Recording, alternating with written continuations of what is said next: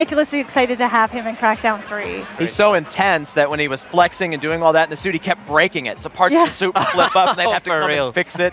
Yeah. It was amazing. That's an interesting wardrobe challenge. Yeah. So that's great. Terry Crews is going to be in campaign. Tell us more about the storyline of campaign mode. So we're going to keep a lot of our story details under wraps for now. Oh, come on. I know. But the game takes place more than 10 years after the events of Crackdown 2. Agencies thrust back into action after this large global scale attack. That attack is tracked back to a new island called New Providence. The agency knows very little about this island. They only know that it's controlled and operated by an organization that calls itself Terra Nova. So the agency comes rocking up. They expect to be the saviors. They come in with that agency-style hubris, and it doesn't quite go the way they expected. So players are released into the city, and your goal is to dismantle Terra Nova in any way you can. Great, and we're seeing some gameplay on screen here, so talk us through this a little bit. We're seeing these amazing Crackdown weapons that we know and love, this verticality, jumping all over the place. Talk us through this. Yeah, so what you're seeing here is we're fighting over a monorail station. So the hierarchy, the criminal empire in Crackdown 3, every crime boss has a part of the world that they own, a job, some part of the organization that they're responsible for. So I just took out the monorail station. That's now turned that into a supply point for us. And now I'm moving on, and this is an enforcer hardpoint. So the enforcer is essentially the police force of the organization of the island. And so here this is a holding pen for political captives and other civilians, and you come in and free them, and then we're going to move on down. And so you'll see too, as you level up, you have all your 5 skills along the left. That's our skills for kills system. Right. That's this crazy exponential power curve. So at the beginning of the game, you're throwing rocks, but as you level up your strength, suddenly you're throwing fuel trucks. And everything you do is about orbs. And Crackdown's all about verticality. Thank you for bringing the orbs back. I just want to say, on behalf of the everyone who's ever played Crackdown before, thank you. I look forward to stressing out about finding every one. Hey, I've got a note here.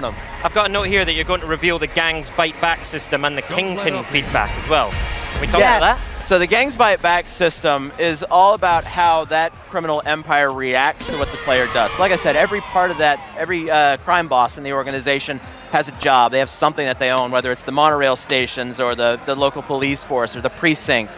And the idea is that the player has to figure out what they care about. The player goes and attacks that and dismantles it. So you're either destroying their machinery or somehow disrupting their business. Of course, that pisses them off.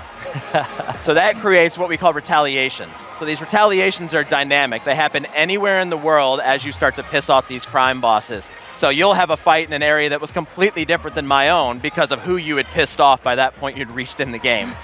And then as you attack them and you draw them out, and you draw out those retaliations and you deal with those problems, eventually those bosses come for you, and they come out personally.